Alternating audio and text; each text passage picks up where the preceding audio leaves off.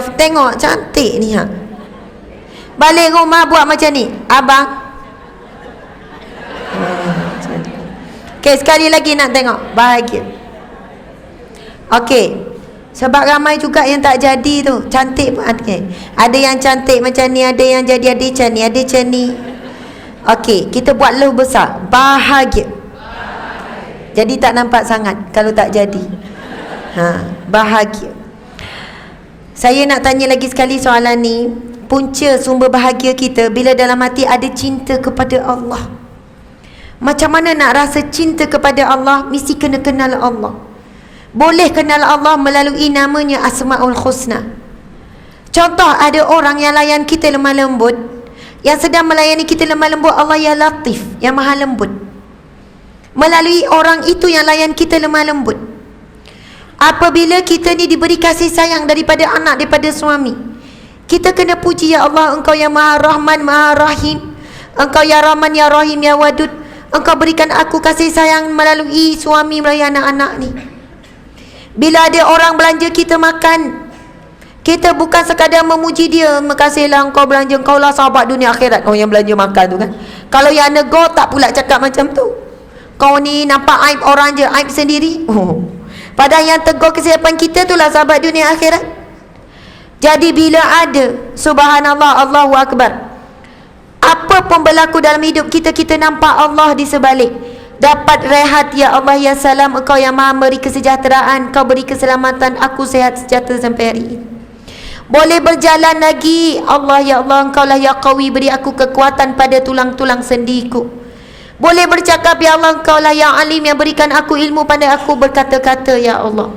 Jadi semuanya kita akan jatuh cinta kepada Allah berkali-kali, dan kita akan bahagia hidup kita sebab kita melihat Allah berada di mana-mana dalam kehidupan kita. Duduk kat rumah, tengok duduk atas katil selesa, ya Allah ya Razak, Engkau beri aku rizki dapat katil mahal ni. Tengok pula aircon sejuk, ya Allah. Semua itu kurniaan daripada Allah Subhanahu Wa Taala. Sebab nak tahu diri kita masa kita lahir, tak ada apa-apa. Kita jahil, tak reti pandai bercakap pun, tak pandai mendengar, tak boleh nak lihat. Allah ya Basir beri penglihatan, Allah ya Samik beri pendengaran. Tak mampu berkata-kata, Allah ya Alim beri kita pandai bercakap. Keluar daripada perut ibu tanpa sorak benam, miskin, tapi Allah berikan kita rizki melalui pantaran ibu kita dan sebagainya. Allahu Akbar, subhanallah. Keluar daripada perut ibu tak boleh berdiri, nak berjalan pun tak boleh. Kalau baby diletakkan, tinggal memang meninggal.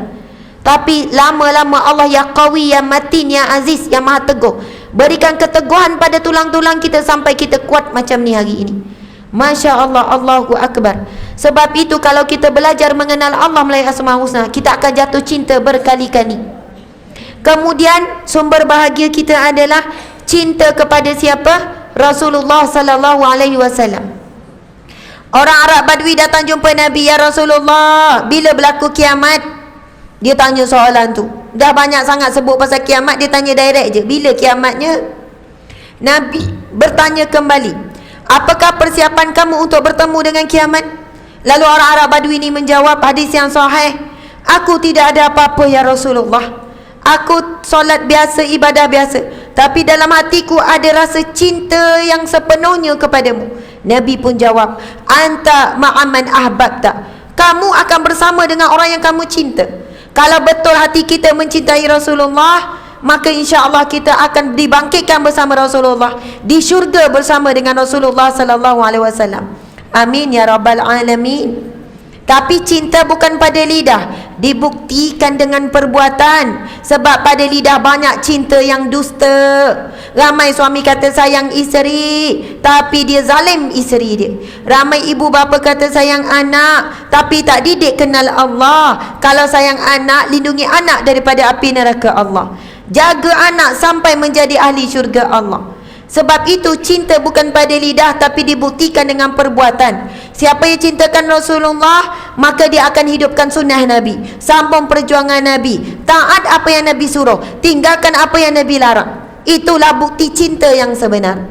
Kemudian yang ketiga, iaitu kita sebut cinta Al-Quran, bahagia. Kita tahu Al-Quran adalah teman paling setia. Siapa yang menjadikan Al-Quran teman hidupnya, sahabatnya, kawan karibnya, Sampai masuk dalam kubur, Al-Quran akan menjawab setiap persoalan kubur. Bila ditanya man rabbuka, Al-Quran tolong jawab, Allahu Rabbi. Ma dinuka, apa agama kamu? Islam dini. Ditanya man nabiyuka, siapa nabi kamu? Rasulullah Muhammad nabi. Bila ditanya man ikhwanuka, siapakah saudara kamu? Al-muslimina wal muslimat ikhwani. Sekarang kita boleh hafal soalan tu, soalan bocor dah lama. Balik rumah tanya cucu, cuba tanya soalan ni pada nenek. Cucu tanya boleh jawab, lancar nenek, insya-Allah nenek boleh jawab dalam kubur esok.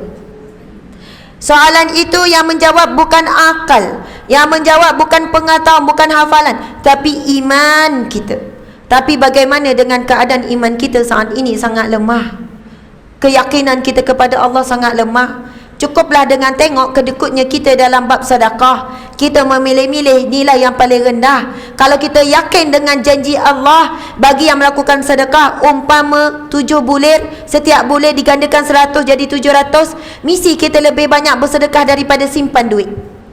Tapi kita ni nak hidup dengan tenang, kita lebih banyak menyimpan daripada sedekah. Kalau ada 10,000 sedekah 1,000, itu pun dah banyak. 9,000 simpan. Jarang orang sedekah 9,000 simpan 1,000, jarang. Kecuali orang yang yakin dan beriman kepada Allah. Sebab itu iman, Nabi sebut laisal imanu bitamanni, iman bukan omongan kosong. Ya saya percaya besar pahala, ya saya percaya beri maaf tu besar pahala, tapi dia masih tak maafkan orang. Dia masih lagi mengungkit-ungkit dengan suami. Ya percaya kalau kita keluarkan belanja untuk keluarga kita dapat pahala banyak, tapi dia berkira bayar bil, dia berkira itu ini. Sebab itu Nabi sebut laisal imanu bitamanni walakin ma waqila fi qalbi wa saddaqahu amaluhu. Iman itu bukan pada mulut, pada omongan kosong, kata-kata ujung lidah, tetapi yang diikrar, diyakini pada hati dan dibuktikan dengan perbuatan. Allahu akbar. Sebab itu bila kita ada 3 cinta ni, Nabi SAW bersabda, Nabi sebut Iqra'ul Quran fa innahu ya'ti yaumal qiyamah syafi'an li ashabi. Bacalah Al-Quran, ia akan datang pada hari kiamat kelak sebagai pemberi syafaat kepada ashabi. Ashabi, sahabat Al-Quran. Cuba perhatikan hari ini, berapa jam kita dengan telefon. Saya muhasabah diri saya. Sebelum datang tadi saya baca ada satu tulisan. Dia kata dia kira-kira sehari dia meluangkan masa 5 jam telefon. Maksudnya campur-campur. Cuba kita campur-campur. Pagi tadi kononnya ada 15 minit. Lepas kejap campur 15 minit lagi. Campur lagi. Ada tu 30 minit terus kita tengok. Baca berita lah, baca itulah, baca ni lah. Campur-campur sampai tidur. Mungkin 4 jam kita duduk dengan telefon. Mungkin lebih. Bukan sekali tengok, campur daripada awal sampai malam. Tapi cuba kita tanya, berapa jam kita dengan Al-Quran? Kita takut kita mati dengan telefon, bukan mati dengan Al-Quran.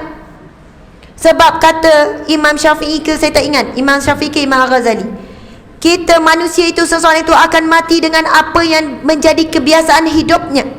Seseorang itu akan mati dengan apa yang dicintainya, kebiasaan hidupnya. Sebab itu kita dapati orang yang meninggal di masjid, dia orang yang sangat mencintai masjid. Orang yang meninggal dan kadang baca Quran, dia sangat mencintai Al-Quran. Orang yang meninggal ketika melakukan sedekah, perjalanan menuju sedekah, kerana dia seorang yang sangat mencintai sedekah. Sebab itu kita jangan fikir di mana kita mati, macam mana kita mati, bila kita mati. Itu rahsia Allah. Yang perlu kita fikir bagaimana kehidupan kita hari ini. Memang terbukti kita lebih menjadikan telefon sahabat ataupun kawan kita. Ada yang berujar, ustazah jangan sangka buruk orang baca, tengok telefon, baca Quran, dengar ceramah. Betul, bukan kata tak boleh baca Quran melalui telefon, boleh, tapi takkan sama pegang mushaf, pegang Al-Quran. Dengar ceramah, tapi jangan mengurangkan hubungan kita dengan Al-Quran. Itu mukjizat yang paling utama yang ditinggalkan, yang masih kekal satu-satunya di dunia hari ini. Mukjizat paling agung umat Nabi Muhammad yang dikurniakan kepada Nabi Muhammad, tidak ada taranya dengan sekalian mukjizat yang pernah diberikan kepada sekalian Nabi, iaitu Al-Quranul Karim. Dan mukjizat yang kedua iaitu Isra' Mi'raj.